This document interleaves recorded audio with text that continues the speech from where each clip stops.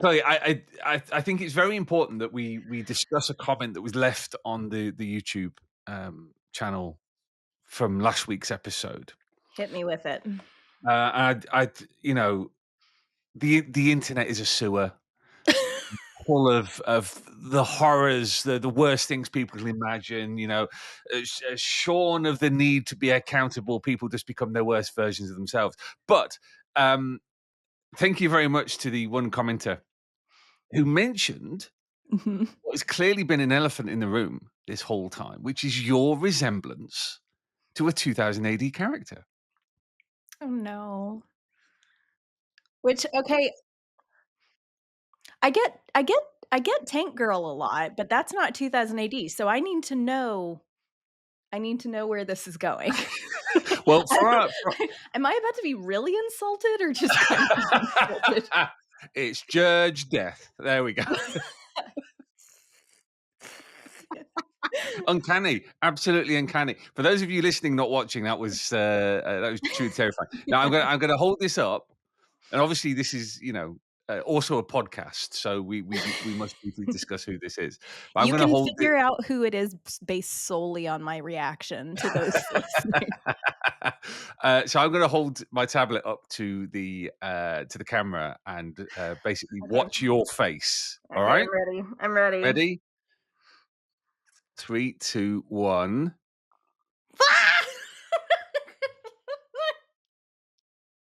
Who is that, Chloe? It's Crazy Chrissy from DR and Quinch. I think she might like that, listeners. I'm thrilled. This is one of the best compliments I've ever gotten. That's pretty spot on, actually. I'll take it. Thank you. Wonderful, wonderful. Well, Earthlets, welcome to In Orbit every Wednesday.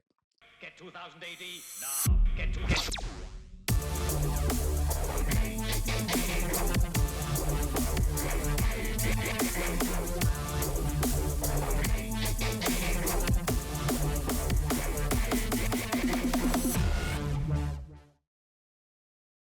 Yeah, Borag Thung, Earthlets. This is In Orbit every Wednesday. We are your hosts, Molch-R and KLO-E. Thank you very much to the internet commenter who has clearly made my I was literally about to call you Chrissy. You can start now. Yes, thank you for making Chloe's day. And thank you so much for all the wonderful feedback we've been having, not just on last week's episode, but also on In Orbit every Wednesday, including a couple of people who thanked us for doing a half-hour show. Yay. Because they've found it a lot more digestible than like really long, like hours or whatever. So that's really nice to hear, because we're here to give you a bite-size amount of thrill power to get you through the week and to complement the prog. We're talking 24-23 this week, which again, it's one of those progs where all the stories are in motion. So we've got Judge Dredd, we've got Full Tilt Boogie, we've got Fiends of the Eastern Front, and Portals and Black Goo, of course. That's all of the main stories, but much to my joy, this week was a future shock. Ding, ding, ding.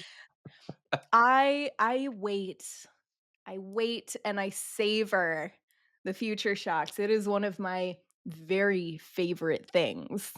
Like, as somebody with incredible ADHD, just astronomical, and has a hard time just sitting through anything longer than a couple of pages, future shocks were made for me and my busy brain. And I actually really liked this one. This was really it let's see, it's called Last Chance to See. And it's it's very classic, very kind of classic formula future shock in a way that made my brain itch real nice. Um and it's essentially a world that has been kind of overrun by these AI robots and has enslaved all of the humans and kept them in these prisons. And these scientists come and go to the original scientist who invented the robots and said, "We've invented a thing that you can go back in time and tell your wife, the true inventor, to fix the problem before it happens." And he does that, except he doesn't. And I don't wanna give too much away because I know that some people don't, immediately get to read, the prog as soon as they are listening to this, but it is it's very classic Future Shock, and um, it's very RUR, like the original robot story, from what? You know dates better than I do, Mulcher, 1940 summit? Oh, yeah, it was 1920s, I think. It was, Yeah. 1928, wasn't it? He says, "With all of human knowledge at his fingertips." 1920, yeah. Oh, geez. Okay, I was way It was a off. play by, Karel Čapek, who, was a Czech playwright. Mhm. And, I'm sure I'll be corrected if I'm wrong, but I'm pretty sure it's the translation of the play into English is the first example of the word robot Yes, in the which English is language, so cool. which is one of, like, 2 words that the Czech language has given to her. But I think the other one is pistol, which is Really? amazing. Yeah. Um, I learned something yeah, today. yeah, no, I know exactly what you mean. I mean, IUR is, I remember, bloody hell, when I was a theatre student, Nerd. back in the 1990s, which makes it Oh, that's possibly 100 worse. times worse. Um, and, I mean, if you think I'm pretentious now, you should have met me 30 years ago. Ooh, I can only Um, imagine.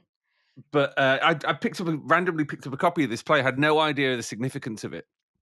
But, was really into Isaac Asimov at the time, Mhm. which, yeah, and so I absolutely see the connection. There is another literary connection to this, which is that, this future Last Chance to See, was a book by Douglas Adams. Really? See? Didn't know Yeah, that either.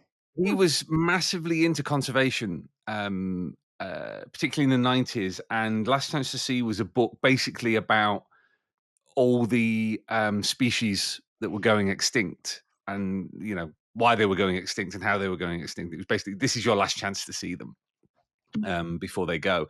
um, Complete diversion. I realize this isn't about future shock, so I apologize.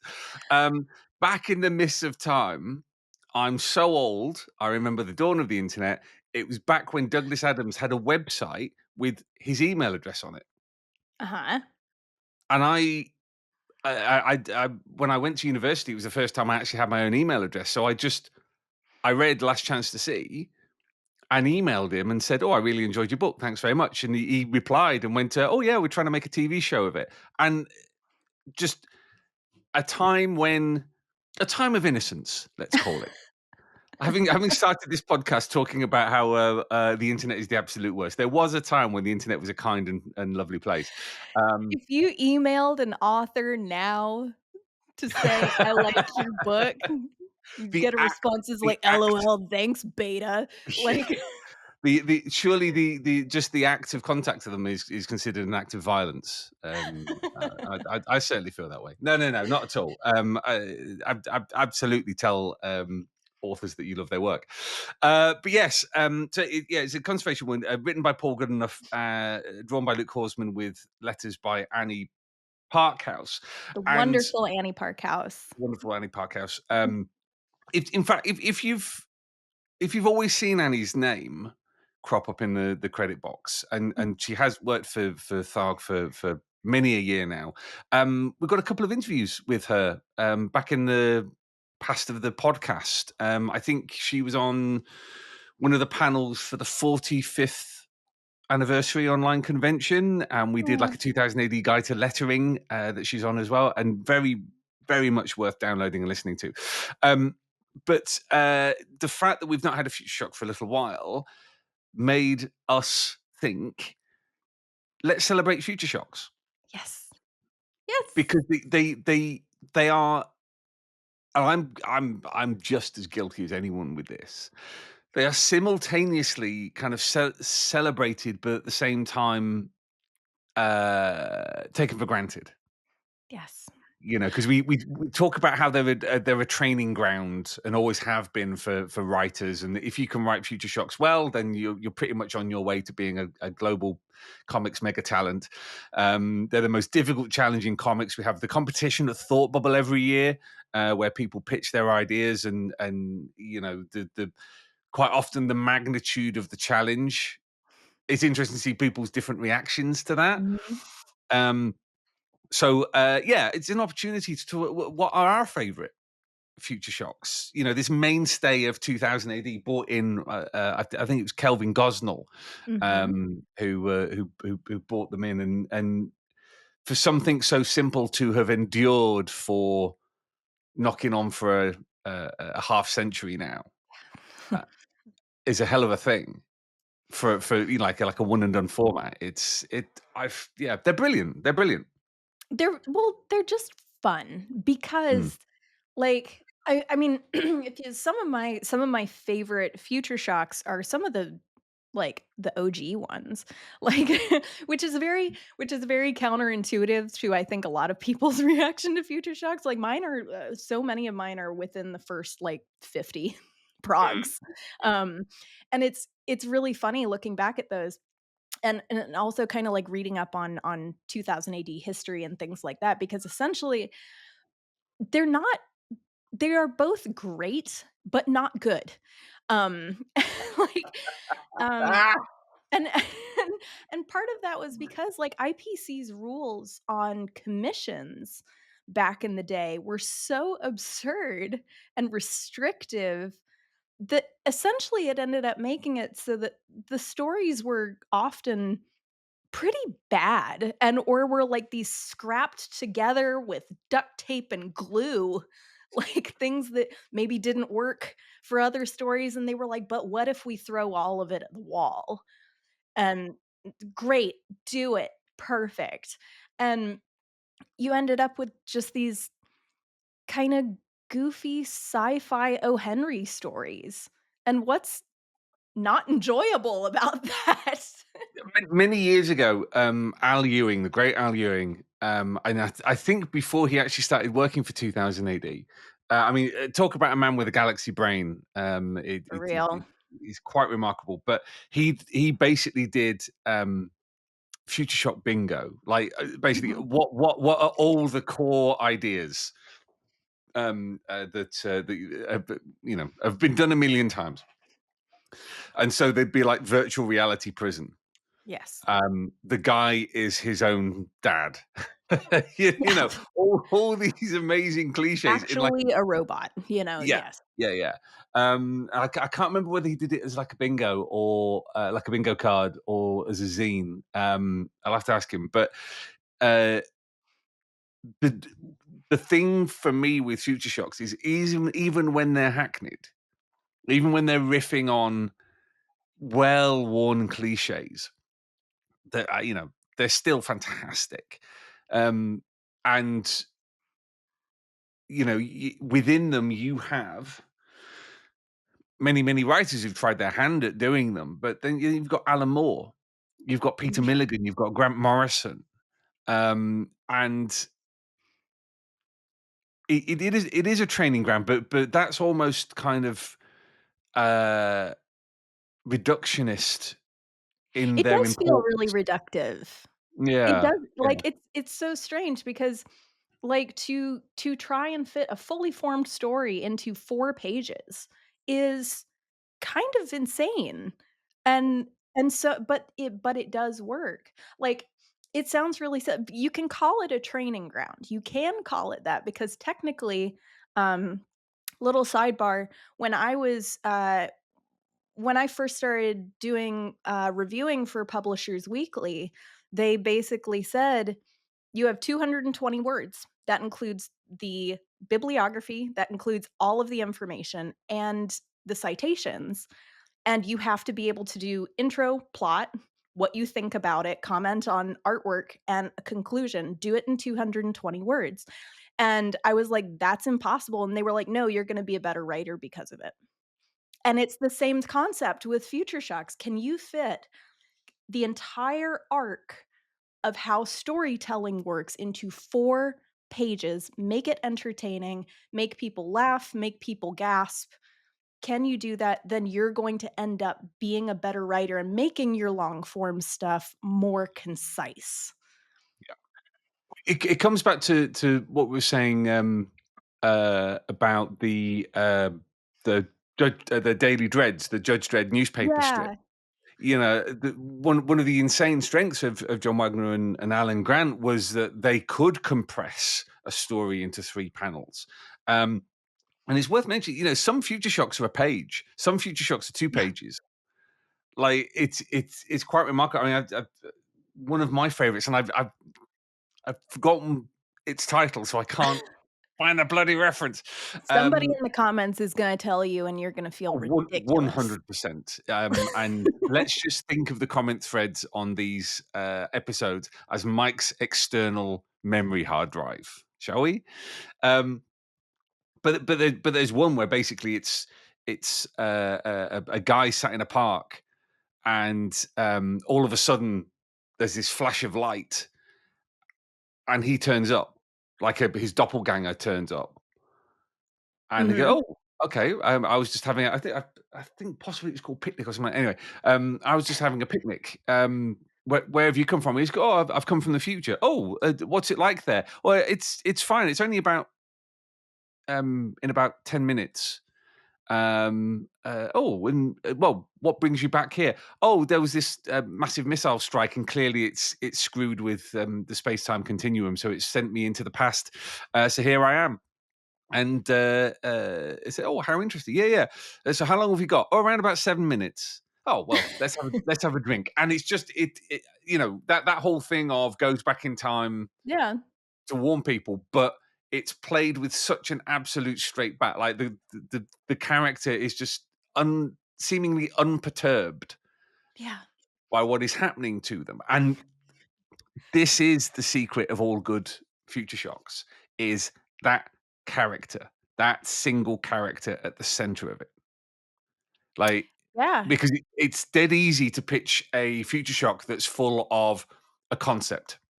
And Mhm. we see this a lot in the thought bubble competition. People have a great idea, and they'll come along and they'll basically tell you their idea, and it's like, okay, well, what's the character in this? Who's the Mhm. protagonist? Um, and this isn't to belittle in any way, shape, or form people's creativity or imagination, or any of the pitches that people brought to the competition. But sometimes it's the easiest thing to come up with a big idea, but you've got to have this character at the center of it, and even if it's Yeah. not obvious that there's one central protagonist. And I'm sure there's plenty of examples where there isn't a protagonist. Um, it's still about people. It's still about personal reactions. It's still about the humanity or otherwise within the story. Well, it can, and having a central character also creates, a good punchline. Mm, So many mm. so many of the stories are, like, a character that you're introduced to at the very start, and ultimately, by the end of the 2, 3, 4 pages, it's, "And then a dinosaur ate him." And, like, that's and what like, it's a good punchline. Why does that it works, and Absolutely. it's yeah, why Yeah, not? yeah. The, one of, uh one of my favorites, I have a soft spot for, um, not generally unsung, but unsung in Future Shocks, Peter Milligan, who I have a soft spot for anyway. I love so much of Milligan's work, and I think that Future Shocks are some of his Future Shocks are just the best of the bunch because his short form, it's just snappy. He's such a skilled storyteller, and he can go on quite a bit, for many other stories, which I also love, but him working in short form is a great example of, like, making this small and making this a good short story proves that you can do long form in ways that are interesting. And there's one in particular, I can't remember what prog it's actually in. Somebody will tell me. But there's one called "But Is It Art?" And it's these kind of bumbling oaf, thieves who are breaking into an art museum. They're gonna try and steal some art, and, they get in there, and there are bars up around the artwork, and one of them says, "Oh, that's like" it says something like, "That's a matter disperser, you know, you can just walk right through," like, all this sort of stuff, and there's, like, a portal, and they walk through, they're like, "This is gonna be dead easy," and then it just cuts to the final page cuts to the tour guide at another given time giving an art tour in this museum to museum goers, and the guide tells everybody like, "Oh, we don't put up bars around the artwork to protect the art from the people. We put it up to protect people from the artwork." And then there's this like big monstrous thing behind these bars, and I'm like, it's it's just a little it's perfect morsel of like, And it's Prog 409, Peter Milligan with Eric Bradbury, the oh great boy. Eric Bradbury. Yeah. I, And and but you're entirely right, because it sometimes simplicity is the most effective thing when you've got that small amount of space to work in. mhm, And it's just finding the kind of freshness to it. I mean, I was going to bring up a couple. Uh, and he's one of these is not the one that I said it was going to be when before we okay. started recording. But it's probably the first Future Shock I ever read, and it was in Best of 2000 AD, Mm, and it's called Sunburn, and it's okay. by quite possibly the best Future Shocks writer of all time, Alan Moore. There you go. There we That's go. the name There we we were go. all waiting to hear for this.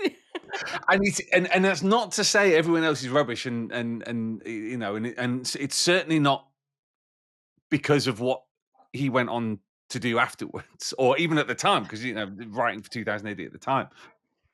It's more just that uh, there's that kind of wild imagination, and also economy of storytelling. There's the central character. There's humor. There's always humor. Like his one thing that someone said the last time everybody got grumpy at Alan Moore because he seemed to trash comics. People who knew him were like, well, no, everything he says, he's got a smile on his face. Like he's taking the piss. Like it's a joke. He and that's the thing about it, so much of his 2000 AD work is the humor was there. I have written not to, big up my own stuff, but I have waxed on about this many times on thegutterreview.com, where Alan Moore is funny. He's a funny, funny, funny dude, and everybody especially in America, like, everybody automatically latches on to Watchmen and things like that, and, with, understandable reasoning, but my god, all of the stuff that he managed to put out for 2000 AD, especially the Future Shocks, are incredibly funny. It's all tongue in cheek. The Sunburn in particular, I just found hilarious. It is 5 pages. It's Jesus Redondo, one of one of Mm, the most unsung, and underappreciated creators in 2000 AD history. seriously. Um, and it's holiday camps on the surface of the sun. And so it starts off with this thing. The whole thing starts off with a joke, which is just the preamble to the story, which is a Russian scientist, or a Russian astronomer with a really complicated name, discovered that there were spots on the sun that were much, much, much, much cooler than the rest of the sun, and an American with a simple name, um, also found them, and he won the Nobel Prize, which goes to show, branding is really important. Mhm. Um, that's the first page. That's the joke at the beginning of the story. And then it goes on. It's basically a guy on holiday with his wife. He's got overheated and he's murdered his wife. So he's trying to get rid of her. And there's all this world building that goes through. Like just every panel is just like a hyper inverted version of a holiday. There's anti tanning rooms Mhm. where you go to avoid having a tan because you're on the surface of the sun. There's like lava gondolas and things like that. And and he gets rumbled, and he escapes and comes a cropper, and the whole thing is just hilarious. And it's a perfect example of how a good future shock should work. In that it's funny. Mhm. Um, it's not po-faced. It's inventive, and it's got that sting in the tail. It's got that last little Yeah. bit that just goes, yeah, and that someone's got their comeuppance, hubris, pride, all the elements of a morality tale, because ultimately all these are in some way or form a morality tale. Yeah. And not to dive in too deep, but for me, this goes back into Alan Moore's love of things like Faceache, the classic humor Yeah. strip by Ken Reed, where it is 100% a morality tale. It's a fable. The mighty are brought low, the cheeky are chastised. And it when um when Faceache oversteps the boundaries of his gift. So when he uses it for ill, he's the one who gets punished. Yes. And for me, that Alan's future shocks kind of are embedded in that tradition. But I but can the definitely see that. yeah, I mean the other one I really enjoy, and for me, it's kind of perfect for our time. It's not even branded as a future shock; it was just like a one-off, which is Danger Genius at Work, Yay. called 479, which is Grant Morrison and Steve Dillon. I mean, what a pairing. That's a lineup. And what I absolutely love about it is it's basically the intelligence police. Like it's basically Fahrenheit 451, but it's not books; it's smart people. So they turn up, and a guy's got all these gadgets in his house that he's made, and they turn up and they go, "What's all this?" He's like, "I just think things could be improved." It's like, no, everyone has to have the same level of intelligence, or you end up with war. So they take him off to have his mind erased, and then the sting in the tail is basically just one of the intelligence patrol basically going, you know what? I could probably improve that mousetrap over in the corner.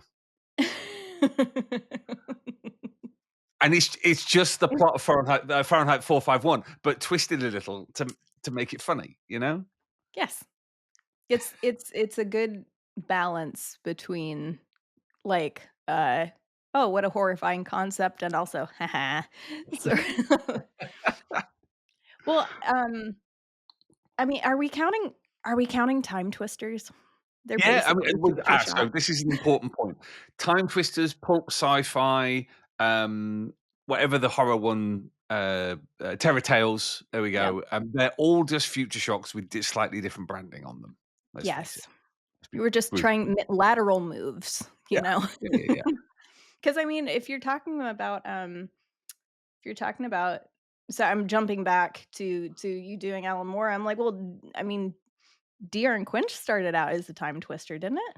Yeah, Yeah, yeah. and, Chrono Cops. Like, Chrono Cop. sorry, I didn't mean to get that excited about it. Hey, if you're going to get excited about something, get excited about Chrono Cross. It's not just a proving ground for creators; it's a proving ground for concepts as well. Tharg extended that into the Tharg's thrillers. Yes. With the number, it's a number three, and Yeah. then Rilla, but it doesn't anyway. Um, but that very much was, if you can work in 3 episodes, you can work in a series. So there Yeah. were a few things that came out of that. Um, I'm really conscious of time. We've rambled on.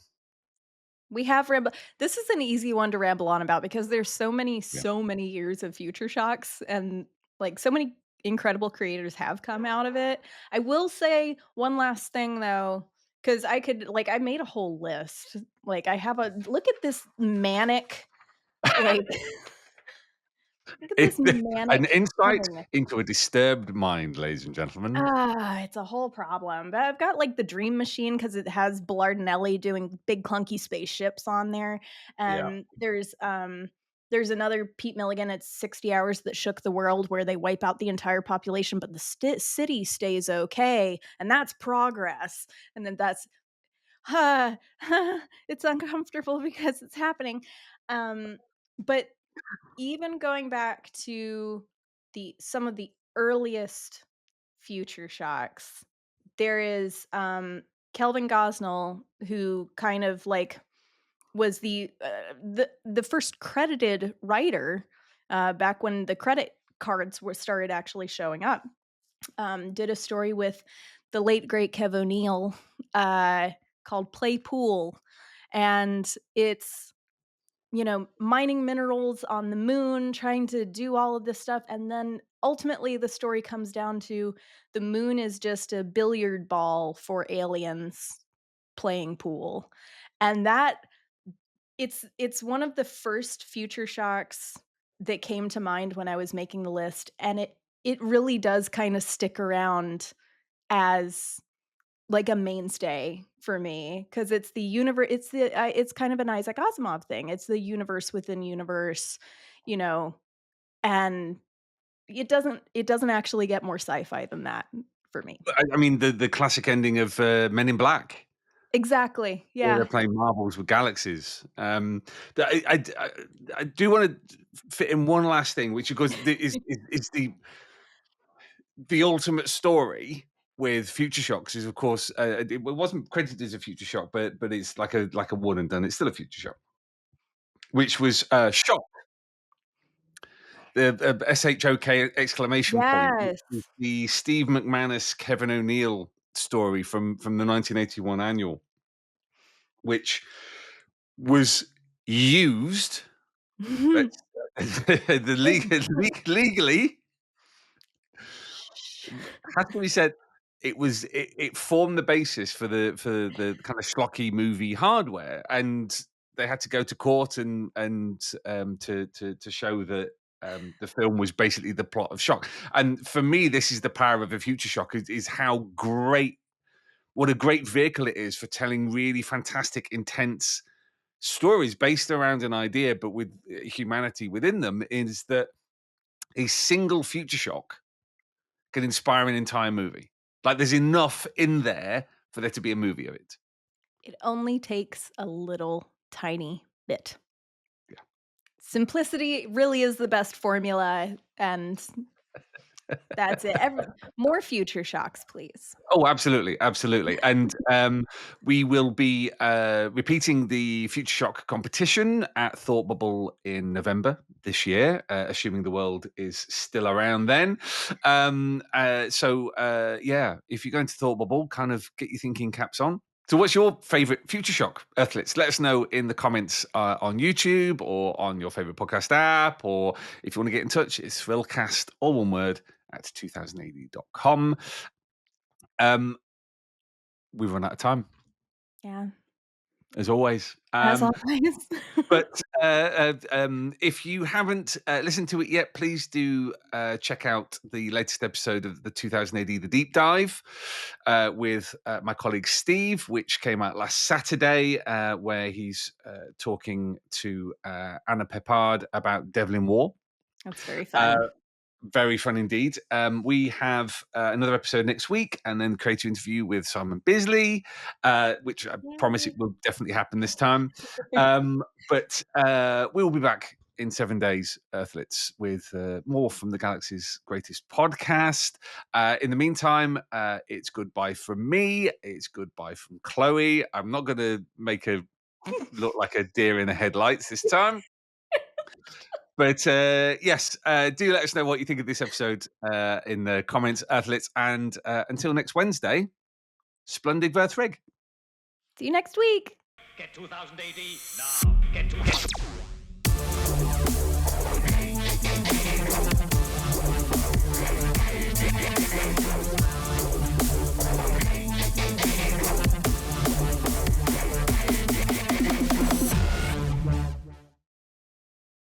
Well, thanks for joining us on In Orbit every Wednesday, Earthlets. Make sure you like and subscribe and go along to 2000 AD, where you'll be able to subscribe to 2000 AD and the Judge Dredd magazine. Sign up to our newsletter and you'll get hundreds of pages of free comics to download. And download the app for your Apple and Android devices. Now, don't forget, Earthlets, this is the 2000 AD universe. We just live in it.